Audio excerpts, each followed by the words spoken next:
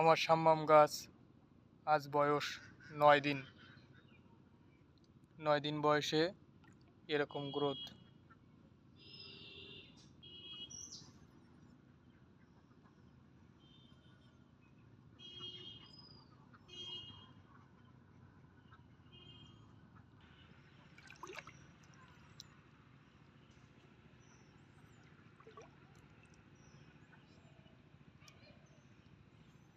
দুইবার দিয়েই রাস্তার চারা দেওয়া হয়েছে, দুবার থেকেই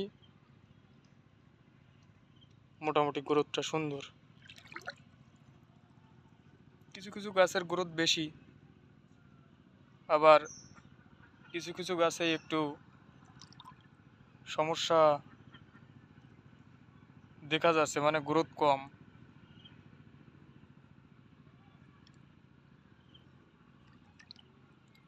এই গাছটার গ্রোথ মিডিয়াম, এই গাছটার গ্রোথ কম।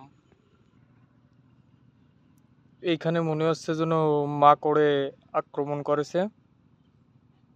এই যে দেখা যাচ্ছে মাকড়সার জালের মতো। এটা আমি আস্তে আস্তে ঠিক করে দেব।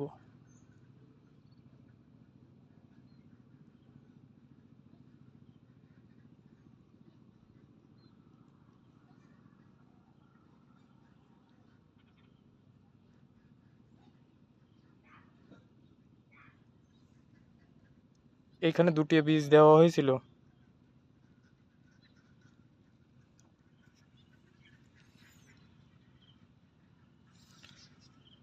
বাকি গাছগুলো মোটামুটি সুন্দর।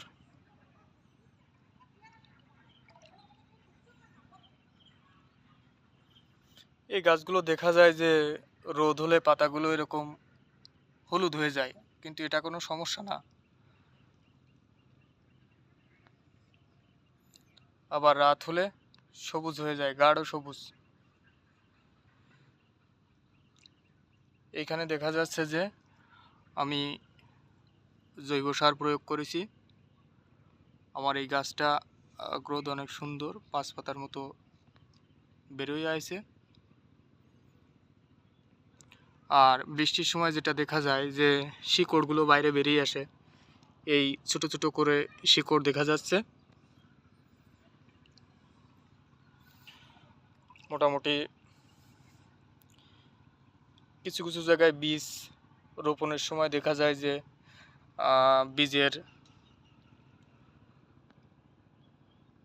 একটু সমস্যা মনে হলে সেখানে 2টো করে বীজ দেওয়া হয়েছে, আর 2টো করেই দেখছি যে বীজ বেরিয়ে গেছে।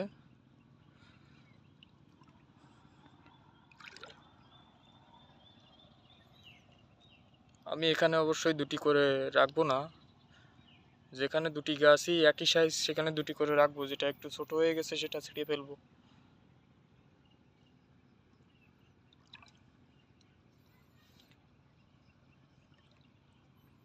মোটামুটি গাছগুলো আপনারা দেখতে পাচ্ছেন, গাছগুলো অনেক সুন্দর।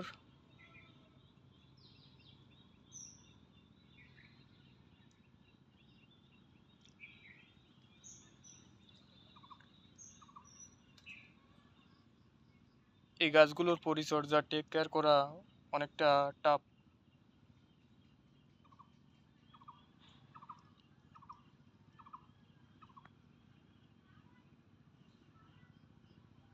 আমার এই যে মাটিটা, এই মাটিটা মূলত একটু অন্য ধরনের মাটি। এই মাটিটা দেখা গেল ভিজা মাটি, তারপরে আমি যদি হাত দিয়ে চাপ দেই দেখা যাচ্ছে মাটিটা গুঁড়া হয়ে যাচ্ছে, একদমই গুঁড়া হয়ে যাচ্ছে। এখানে আমি আরও একটা মাটি নিয়ে দেখাই দিচ্ছি। এই যে মাটিটা যদি আমি এরকম করি দেখা যাচ্ছে এই মাটিটাই একদমই গুঁড়া হয়ে যাচ্ছে।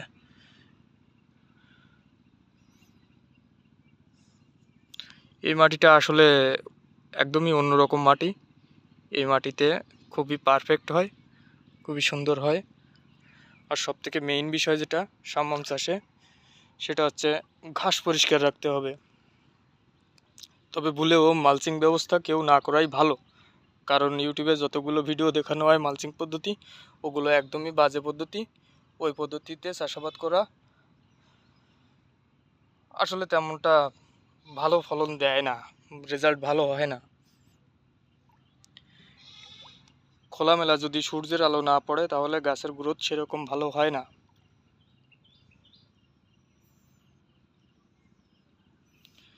এই যে মাটিটা অনেক দিন ধরে রেডি করা গোবর সার দিয়ে, যে কারণে দেখা যাচ্ছে যে এইখানে ব্যাঙের ছাতার মতো দেখা যাচ্ছে, এগুলো জন্মাইছে, কিন্তু এগুলো কোনো সমস্যা না। মাটির উর্বরতা ভালো, এজন্য এরকম দেখাচ্ছে। এখানেও 2টি করে বীজ দেওয়া হয়েছে, 2টি করেই চারা।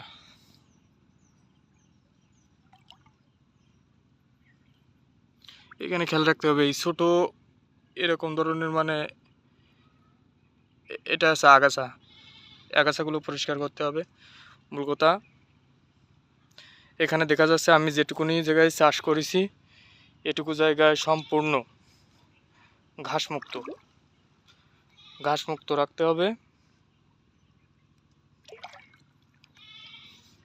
আর মাটি প্রস্তুতির সিস্টেমটা একটু আলাদা। আর এখানে দেখা যায় যে বীজ অনেক সময় অনেক বীজ ভালো হয় না, ফুটতে চায় না, বীজে অঙ্কুরোদ্গম হয় না। দেখা যাচ্ছে অন্য সব গাছের যে বয়স, এই একটাই মাত্র আমি গাছ দেখতেছি আমার এখানে, এই বীজটা কোনো মতেই বেরোই হচ্ছে না, এর কোনো গ্রোথই নেই। বাকি অন্যান্য গাছগুলো অনেক সুন্দর।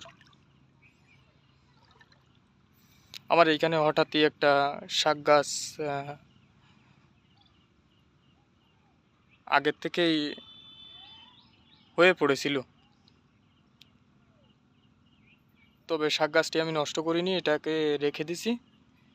আমি পরবর্তীতে উঠাই ফেলবো আমার এই গাছগুলো একটু বড় হলে। মোটামুটি আমি এখন এই জল দিয়ে হেঁটে ভিডিও করতেছি, যে কারণে আমি ওই পাশটা খুব ভালোভাবে দেখাতে পারছি না, তবে আপডেট জানানোর চেষ্টা করব। এখানে দেখা যাচ্ছে যে একটা পাতায় এরকম সমস্যা, কিন্তু এটা কি সমস্যা আমি জানি না।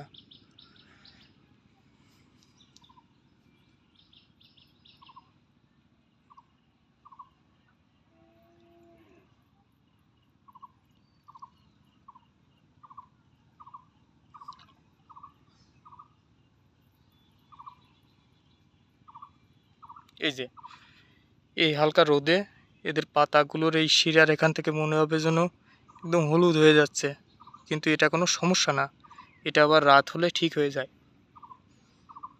যারা নতুন চাষ করতে চাচ্ছেন বা চাষ করবেন, এটা নিয়ে ভয় পাওয়ার কোনো কারণ নেই, তবে মালচিং পদ্ধতি এড়িয়ে চলুন। মালচিংয়ে ভালো হয় না। আর বীজ বপনের ক্ষেত্রে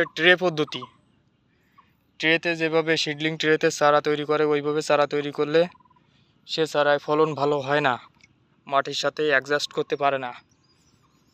সিডলিং ট্রে পরিবর্তন করতে হবে। আমি ছায়া জায়গায় কিছু লাগিয়েছি, উপরে আমার আমলকি গাছ আছে, দেখা যাচ্ছে শামাম গাছ ছায়াতে অনেক সুন্দর চারা হয়েছে, ছায়াতে মোটামুটি অনেক ভালো দেখা যাচ্ছে। আর শামাম গাছে মাটিতে 3 ধরনের পোকা লক্ষ্য করা যায়, এগুলো চারা বেরোনোর সময় থেকে চারা গাছ খেয়ে ফেলে। 3 ধরনের পোকা, আমি পরবর্তীতে আপডেট দেওয়ার চেষ্টা করব। এখানে আমার এই যে ছোট্ট চারাটা পোকায় খেয়ে ফেলেছে। আমি অবশ্যই আগে হালকা বিষ স্প্রে দিছি, হালকা বিষ স্প্রেতেও কাজ হয়নি বৃষ্টির সময়, এই কারণে। আর এই যে ছোটো চারাটায় বেরোনোর সময় খেয়ে গেছিলো, যে কারণে এরকম। তবে সমস্যা নেই, পরবর্তীতে এগুলো সঠিকভাবে টেক কেয়ার করলে বড় হয়ে উঠবে। দেখা যায় অনেক বীজ লাগানোর সাথে সাথে খেয়ে গেলে সেই বীজগুলো আমি এই জায়গায় পুনরায় আবার নতুন চারা স্থাপন করেছি। এগুলো বড় হয়ে উঠবে, আস্তে আস্তে বড় হয়ে উঠবে। এই চারাগুলোর বয়স 9 দিন। এই যেখানে দেখাচ্ছি এখানে ছায়া পড়ে, আর এখানে মেন সমস্যা হয়েছে গাছপালা থাকার কারণে পোকায় নষ্ট করেছে, এই জন্যই গাছগুলো চারাগুলো একটু ছোট বড়। এই যে যে জিনিসটা লক্ষ্য করার বিষয় যে বৃষ্টির সময় এরকম শিকড়গুলো বাইরে বেরিয়ে আসে। এই ক্ষেত্রে করণীয়, যদি আমার মতো এরকম ধরনের মাটি হয়, মাটিটা এভাবে হাত দিয়ে ধরে চাপ দিলে এরকম গুঁড়ো হয়ে যাবে। এই গুঁড়োটা খুবই আস্তে করে এভাবে গাছের গোড়ায় দিয়ে দিতে হবে, এই ঢেকে দিতে হবে। মাটি ছাড়া অন্য কিছু ব্যবহার করা ঠিক না। অনেকের মাটি এঁটেল মাটি, যদি এঁটেল মাটি হয়ে থাকে তাহলে সেক্ষেত্রে মাটি প্রস্তুতির সময় যখন মাটি কোপ দেওয়া হয় তখন মাটির সাথে বালু ব্যবহার করা উচিত।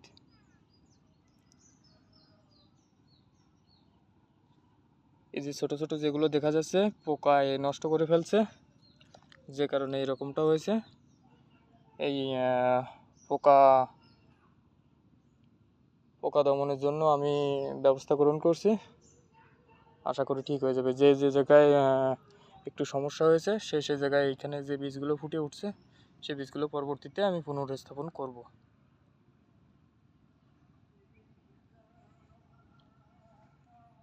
ঠিক আছে, পরবর্তী লাস্ট আপডেট। এই যে নিচে জল আছে, চারি সাইডে রাস্তা,